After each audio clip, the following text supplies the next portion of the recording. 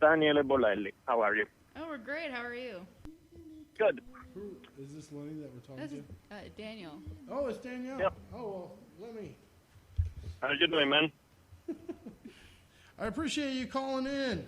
Can you hear me Not okay? a problem. My pleasure. Yeah, more or less. Sorry, I apologize. I'm just calling from the road, so the reception comes and goes. Well, I appreciate you taking the time out to talk to us. For those of you who are listening, this is one of the guys that's probably helped change the way I perceive life to a large degree. And one of the things that you did was you wrote a book called On the Warrior's Path, and that was something that I wanted to talk about. You did that pretty young in life, right? Yeah, that's what happens when you go without a girlfriend for too long. So you just had nothing else to do, so you decided to write basically the definitive book about philosophy and martial arts because you weren't getting laid. That was it? That, in a nutshell, that's exactly it. I totally understand. I get so much more accomplished. So originally you wrote it into Italian, it's been translated into English, and it's been edited and revised. You added more content, right? Yeah, I mean, it changed a lot over time, of course, because I wrote it, yes, when I was fairly young, and I did well in Italy, but then, it was kind of a very thin version of the book, was the first 8 chapters. By the time I published in US, it was 11 chapters, and then we did a second edition that included 2 more chapters, up to 13. So it started out, like most human beings, it started out fairly thin and started fattening up as time went by. And the latest thing that you've done, tell us about that, because that is definitely not your mainstream religious offering. Yeah, you can definitely say that, yes. I'm not familiar with that book. Can you send us a copy? What's the name of his book? That's my co-host Nixon, by the way. She's the beauty to my beast here, and it's unfortunate you couldn't be here to see it because it's I'm being exploited. We just lost him. absolutely Hey. that's true. Exploitation is always good. I'm not opposed. I know if they ask me to take my top off to get the money first, so I'm street Oh, smart. God, I'm driving. Don't even say that. I'm going to drive off the road. I do apologize. Create your own religion, right? That's Yeah, the latest. that's exactly it. I'm all for that. I want to make money off of exploiting people's lack of knowledge of religion. Is the cover yellow? Is it for dummies? Does it say dummies right on the front of it? Yeah, I got with the religion books, that was a trip too, because typically the people who write martial arts books don't usually end up writing books about religion and vice versa. So it was kind of fun to switch, because, typically what happens is every time you write a book, especially if it does well, they want you to rewrite the same book over and over and over. So when I teach a book about religion, everybody was saying, why don't you do another one about martial arts? I'm like, well, because I already did one about martial arts. I said what I wanted to say. Now I want to chat about other things. But, that's not how the publishing world works. So it was a little tricky to make it happen, but I'm happy I did because, I'm a full believer into not just specializing in one thing and one thing only, but being able to know things from many different fields. So that kept it fresh for me. Are people surprised that you're not only a martial artist, but you're also a religious scholar? Because obviously those wouldn't be the 2 ingredients I would figure would gravitate towards one another. Yeah, that's usually how it works, but in pretty much everything I do, I tend to forget that that's not how most people work. But for me, it's, I don't know, even teaching, I just walked out of class right now. I teach courses on religion. I teach courses on Native American history. I've taught courses on martial arts in cinema. I've taught, pretty much you name it, and I'm happy to play with it. So are you pro-religion? I'm neither pro or against. I mean, I think it really boils down to what does religion make you do? Okay. If your beliefs make you want to chop people's head off, you're an ass, and you should be stopped. If your religion makes you want to be nicer to your neighbor, I have no problem with it. Whether I believe in it or not doesn't matter. As long as it makes you be a nicer human being, that's fine with me. But isn't that a difference between doctrine and religion? Doctrine is what you're talking about. That's different. Religion is actually Right. what you do. That's why it's called religion, because it's a ritual or it's a formal system of things that you do, and then you do it with other people. So Yeah, that's, of course. everything is religion. So that's why there's no difference between what a martial artist does and a religious. It's just that's just their experience. That's why, some of the greatest warriors in history were also religious figures. Why? Because they had a discipline, they had a regimen and a routine, and then they applied their beliefs to it. That's what religion is. So Absolutely. So- I guess part of what makes it tricky is that certain words like religion are so loaded that everybody attaches their own meanings to it. So that makes it really complicated and difficult to play with, because you can have a conversation with somebody and you're talking about what you think is the same thing, but you're actually mean radically different things by it. right. So that's why it's good what you're doing, sort of how you define it, that establish a common ground in terms of being able to talk about it. Because, other people will refer to religious purely as a, belief system, and they will have their own spin on whether that's a really negative thing that includes somewhat of a dogmatic approach and beliefs about specific things about the afterlife, Right. or whether that means, everybody has their own thing. So establishing a common vocabulary of what we mean by certain words is definitely a good step one. Well, I do. I mean, I agree with you, but the core thing is religion. And I'm sorry, this is your guys' show. I'm just talking to them. That's quite all right. And for the So- folks listening, we're talking to Danielle Bolelli and headlining comic Celine. How are you, Danielle? Hey, how you doing? The long and short of the religious thing is,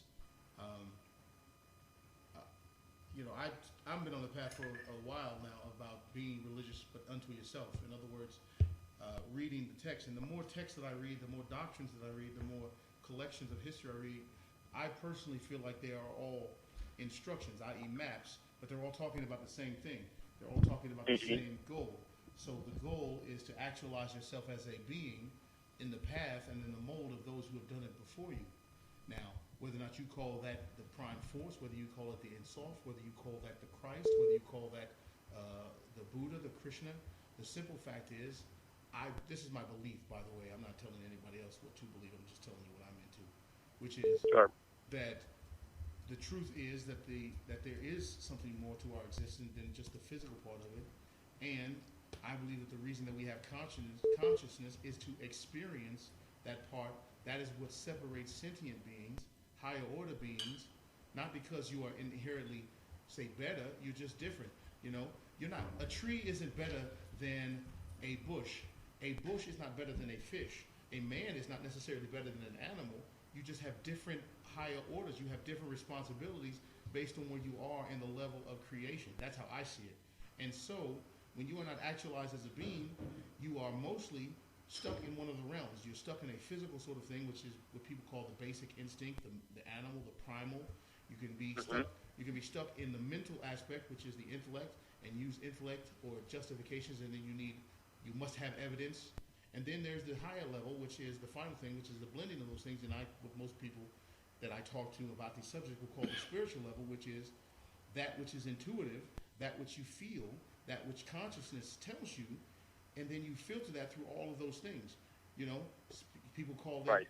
You spend all of your time and you'll get a gut feeling about something, and then you use your intellect or your primal emotions to override your intuition. Well, that's a reason. The universe didn't give us intuition for not reason. So, anyway, I guess this is a thing for another time. I didn't realize we were going to get all crazy and That's wild in okay. depth here. I appreciate it. We went rogue. Salim's very, It's all gone subjective, rogue. is what I hear. Yeah, this is called the Subjective Truth Radio Show, and we're on a network called Going Rogue, so it's perfectly fine that we completely went down this road, Right. especially with this particular guest, because he certainly has a unique perspective and the background. Well, it's a back it pleasure up. to talk to him. I look forward to. I'm going to try to reach out to him and talk to him. You should. How can people find you, Danielle? I have the rather weird habit of replying to everybody's emails. That's always an easy way to do it. My email is BODHI, so B as in beer, O as in orgasm, D as in Daniel, H as in Hawaii, I as in Iowa, 1974 at yahoo.com. Otherwise, I'm on Twitter. Twitter is @the, my first initial, and then my last name, Bolelli, so @the Bolelli. Facebook public page, you name it, the usual stuff, social media and email. And I can confirm that he does answer everybody back, including some crazy dude in the Midwest who said, "Hey, would you be on this talk show that's completely gone off the rails tonight?" But we appreciate you calling in for sure. Of course, man. No problem. One of the things that I wanted to ask you about was you seem to have sort of undergone this metamorphosis where you've gotten a lot of attention. Like you went from being everybody's favorite college professor to now people know who you are and what you're about. And that's happened sort of over a period of like the last couple of years, I think, right? I mean, yeah. What really brought you into the social consciousness? I think what happened is when I wrote my second book, I had a guy who had been hired to be the publicist for the book by the publishing company, Matt Staggs. He made some magic happen and hooked me up with Joe Rogan. And when that happened, and when I went on Joe Rogan's podcast, I was freakishly sick. I was worn. I was in a weird frame of mind. So when they told me, this is an awesome occasion, Rogan has this huge audience, blah blah blah, and I was like, well, that's sweet. I don't even know if I'm alive next month. So yeah, great, but whatever, right? So I walked up with no pressure. I wasn't thinking about it. I wasn't psyching myself out about, this conversation, so many people listen. I was just 100% playing it as it came, just being myself and having fun with Joe, and just playing along with Joe, and came out with a good conversation. And I hadn't quite realized how much of a cult following Joe has, because I spent the next 3 days, 8 hours a day, replying to people's messages who had listened to to the episode with me and Joe. So after that, I was like, whoa, there is a big wide world out there that I just got thrown in between. And after that, it kept showing up, because then Joe had me again and again as his guest, and from there I started doing a bunch of other podcasts, Duncan Trussell podcast in particular, and a whole bunch of others. And eventually, as time went by, I started getting message after message telling me I should start my own podcast. And, I was already stretched pretty thin, doing 7 million things at once. So I was thinking, shit, if I have to learn everything about doing a podcast, I don't know, man. So I just replied to some Facebook message saying, hey, sure, I'll do it. If somebody can hook it up for me from a technical standpoint, I can speak into a microphone. I have no problem with that. But 2 minutes later, thanks to the wonders of social media, some Richie versus my current co-host said, yep, I'm a film editor in Culver City. I can hook it all up for you. Let's do it. So I was like, oh, damn, I was using that as an excuse. I guess now I have to do it. And we started doing what's called the Drunken Taoist podcast. We started exactly about 2 years ago today, more or less. And we've been having a blast. The podcast has grown tremendously. We're getting emails from all over the world all the time. So, and then, one thing feeds the next. So writing a book, bring more people to the podcast, doing the podcast, bring more people to the books. Those things open other doors. There's like these revolving things of like 10 things that I'm constantly doing at the same time, which is a little weird in terms of time management, but it's certainly a lot of fun. What's next? What do you have coming up? Oh, man. One of the things that I've asked you several times is I would like to see a speaking schedule, because I would love that. That one never materialized, because every time I've tried speaking agency or things like that, that just never clicked. And, that happens a lot.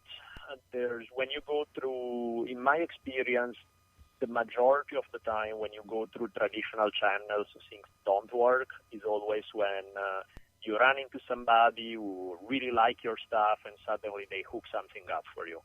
That's how we work with podcasting. That's how we work with books for me. Speaking stuff hasn't happened. So, we'll see if that ever does or not. Are you always going to teach, or you think that's something that you'll end up having to give up? It's weird, because I've loved teaching for the longest time. I started teaching 13 years ago. It was like 2 weeks before September 11, I remember. So it was it was a long time ago by now. But I loved it. I always enjoyed interaction with the students, and I still enjoy the interaction with the students. But unfortunately, the status of higher education is getting weirder and weirder by the minute. Why is that? Where the level of bureaucracy involved is growing every day. It used to be that you are assigned to a class, you go in, you do your thing. There was very little micromanagement. There was very little. They give you your show and you run with it. Now is like every little thing. For each hour I spend in the classroom, there's a bunch of time outside that has nothing to do with interaction with students or quality of teaching, and has everything to do with some highly paid administrator who has to justify the fact that they exist and come up with a bunch of stuff that really has nothing to do with teaching. And that's becoming more and more part of the job. And it's really not what I signed up for. So, I still enjoy it when I'm in the class. I really don't enjoy everything else that's going with it. I'm curious, have you seen any backlash as a result of the opinions and the books that you've written?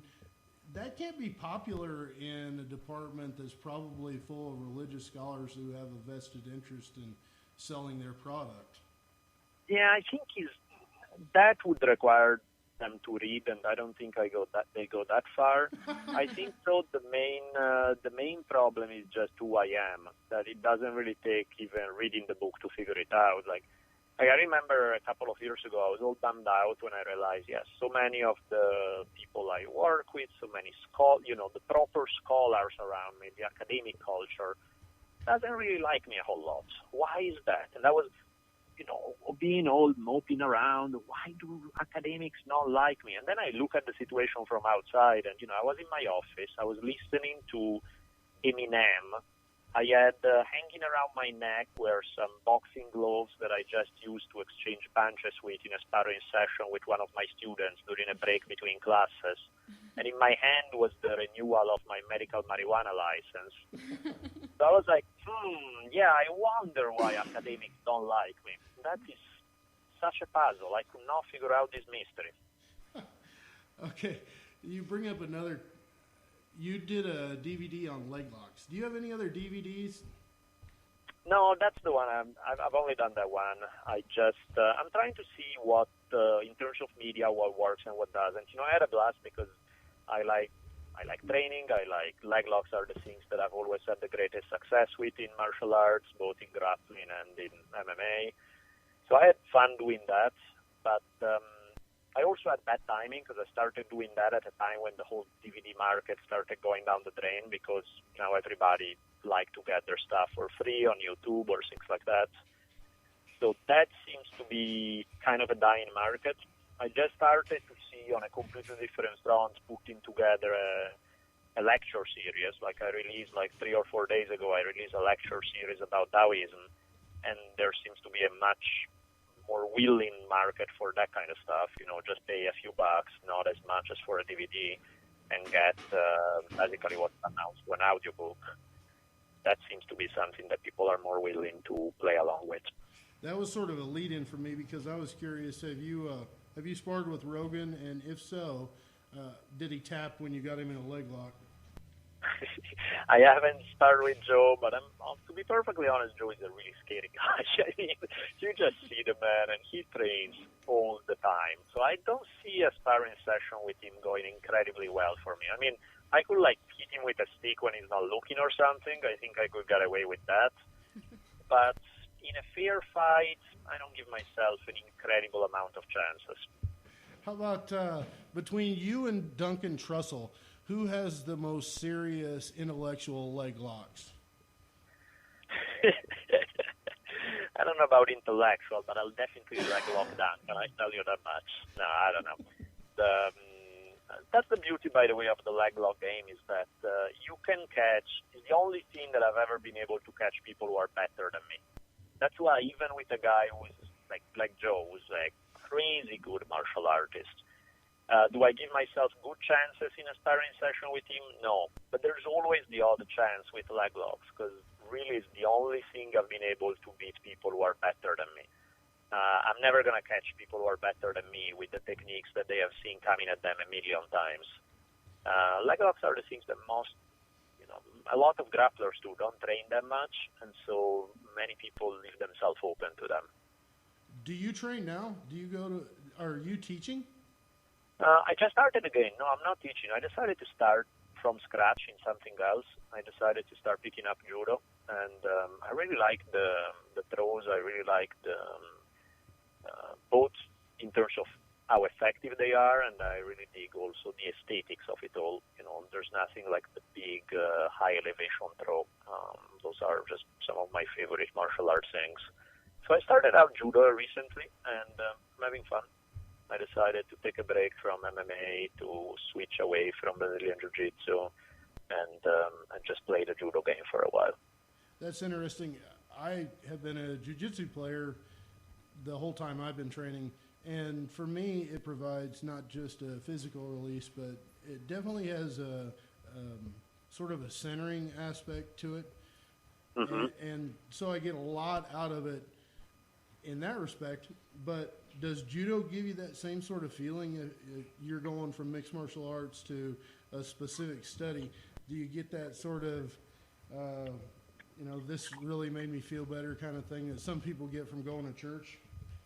Yeah, other than the getting drop on your head part. That part is not so fun. But everything else is great. So I'm assuming that are you like in a traditional belt system school? Or are you kind of out of the mainstream there as well? Where do you get your teaching from? When you go looking for somebody to teach you a martial art, being the guy that you are, how do you find an instructor for that? Well, I went to see who was doing judo in the area. I went to check out this place. They seem technically sound. They seem pretty mellow and relaxed. I was like, cool, I can play with this. This should be fun. That's awesome. I really appreciate you being here. And one of the things that motivates me about you, I see a lot of interaction between you and your daughter on Facebook, and I think that's cool as a single dad myself. And of course. You had sort of a unique experience getting you to being a single father.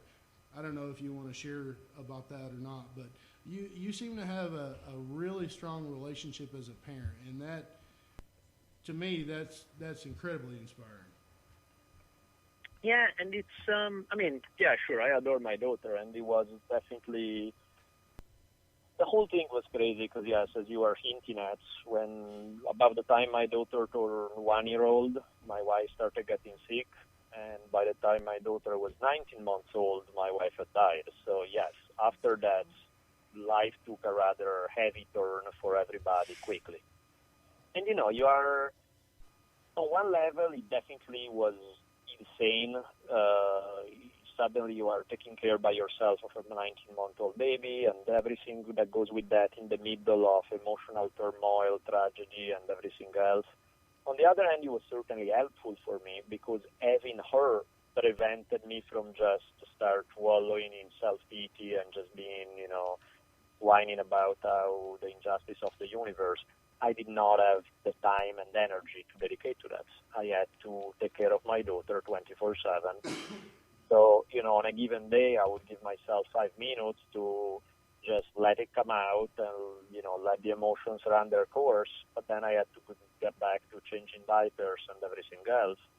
And actually, not just practically, because, on a practical level, yes, they need, a 19-month-old baby is going to need all the practical attention they need. But even more than that, she's going to need a mountain of happiness. Because, clearly there's a trauma in her life. There's clearly suddenly a primary figure, her mom, just disappeared. And, how do I make up for that? Well, you can't really make up for that, but at least the best thing I could figure out to do is trying to find ways to make her happy every day. Now, when you are all emotionally messed up, that's a hard thing to do. So in many ways, I had to put my emotions aside because it wasn't enough that I took care of business and, gave her food and make sure she was taken care of and sleep well and all of that. I also had to make sure that she was fed with happiness. And so it forced me to try to find a way to be happy no matter what. And clearly that helped me tremendously. it's still, a lot of this is easier said than done because there are still, I mean, just the other day I was there at home and I realized I saw it coming that I just really wanted to yell at her. And I thought about it. I'm like, there was nothing she was doing wrong. She was being she's now 5 years old. She was sweet. She was nice. And I realized that was just my own anger and my own problems that I wanted to dish out on somebody, and there was no one else. And so I wanted to dish it out on her. But then how messed up is that? You know, you have a fire. That's really not. So I just figure some way out to just make it go away and put it aside so that I would yell at the wall at some other point, but not at her, because again, that would be completely screwed up. But again, it's a fine balance between being there for her and doing everything that's needed and even finding a way to be happy with her, and at the same time dealing with your own waves of frustration and anger and sadness and everything else is, it's a complicated dance, that's for sure. I'm glad you mentioned that because I'm certainly guilty of that. I've got a kid who's 4, about to turn 5, and I walked out of the hospital with him when he was 2 days old, and I did all the diapers myself, and I've managed to keep him alive. I mean, he's still breathing, and he's eating, and he's in clean clothes, but I find him being the target of some of my displaced aggression, and that certainly shouldn't be happening. So I'm glad that you mentioned that because that really kind of hit me right in the forehead. I think we're all guilty of that as parents at one point or another. Yeah. Nixon has a little boy he'll be a year old on the 17th. Yeah. Oh, wow. Nice. Yeah, little Arlo, he's precious. Nice. His dad doesn't really take that much care of him. I'm in an even weirder situation. It's, just a lot of relationships are flawed nowadays. Right. Nixon is in a dysfunctional relationship at best. But I really appreciate your thoughts on that because as a single parent, that really means a lot to me. And it's one of the things that I try to promote in my comedy. I try to work as an advocate for single parents, both males and females, regardless. And your situation was so unique, and you had such challenges at the beginning that I'm really amazed that you got through it. So I appreciate your wisdom on that. Yeah. It's well, I mean, in a lot of ways, I did and I didn't. I mean, I did, sure, but at the same time, I probably could have handled it better. I'm not exactly sure how, but part of the reason why I know I could have handled it better is that even though emotionally I kept it cool, even though I think I made sure that my daughter was taken care of and she felt she's always very loved, and that was very important. At the same time, I've been horrendously sick most of the last 2 or 3 years, and it was really all psychosomatic. It was really all just emotions that I hadn't dealt with that would manifest physically. And so I would have one thing after another, and it was really just emotional stuff. And, I'm doing better now, which is great, but again, I have no illusion that I've solved it once and for all. I'm still dealing with one of those things, and in some ways, I know I should have dealt with it better when it was happening. At the same time, I had no idea how, because I'm feeling overwhelmed by everything. There's the practical things to take care of. I had to pretty much reinvent my career. I had to do this and that, and I did not know how to deal with crazy, wild emotions at the same time. So I kind of compartmentalized and just not, in many cases, just not dealt with it a whole lot. Just put it aside and just say, okay, I'll act as if that's not even there, which is, I'm all for, if denial helps you, great. The problem is I was paying a physical price. Right. Were you too emotionally distant at that point to take advantage of the chicks like dudes with a baby thing? I'm sorry, I didn't catch that one. Can you say that one more time? Yes, I said, were you too emotionally distant during that time to take advantage of the chicks like a dude with a baby thing? Yeah, I mean, it's funny. That was actually one of the funny things. That what happened in the last 3 years is that I think everything that happened removed a lot of inhibitions from me, where I'm not trying to please anybody. I'm just trying to be myself, and if you like it, great, but I'm not putting on a show trying to look better than I am or trying to impress anybody. And the second I started doing that, I started being 10 times more liked by women than ever before, because I think that's part of just the confidence thing. You know, when you're comfortable in your own skin, inevitably people are going to like you more. And so that was kind of funny, because for the first time in my life, when I did not really care as much about it, is when the universe was responding the exact opposite way, where suddenly I had 3 gazillion women were into me. I was thinking, where the hell were you 10 years ago? But, you know. I had exactly the opposite experience. My kid's been a cock block for 4.5 years. He's kept me out of more positive situations. I could have gotten laid so much if I didn't have a kid around. Yeah, that's why. Well, oh, go ahead, sorry. No, I was just making fun of him. As you should. Well, yeah. in your case, your anger is not misplaced at all. In your case, beat that kid. He deserves it. Are you kidding me? That's so Italian of you to say, really. Yeah, Nixon's last name is Vici, Vicci. Is it that? You might be related. I'm half Italian. I come from the Vicis and Bernardonis. That Funny. Yeah, that's... Tu Bigiani County? Exactly right. Tu Bigiani County. All right. You know, I really appreciate you calling in, and I know that you've got places to go. And Do you have anything you want to plug right away before we let you go? Probably the podcast, Drunken Taoist podcast. Drunken Taoist. We have it twice a month. Once a month, we have interviews with random people from all walks of life, from Bruce Lee's daughter to That was what a do we have great one. recently? Yeah, Amber Lyon was on recently. She was great. We have a bunch of really cool guests. And then once a month, we do an in-studio one where I just sort of let loose and go wild on all sort of topics. And yeah, people seem to be digging it in many parts of the world. So if you guys want to check it out, that would be great. Absolutely. Yeah, we'll definitely pass it along. I'll put it up on the website and make sure people can get to a link from there. Man, thank you for being with us. I really appreciate it. This is the very first one, and it kind of got crazy on us for a little while, but you brought us back to sanity for a bit. So thank you for your time. Pleasure talking to you. My pleasure. Thank you, guys. And, if you need me again down the road, anytime. Thank you very Awesome. much. Thank you for calling, Danielle. Of course. You guys have a good night. You too. All right, Thank you. Peace. That was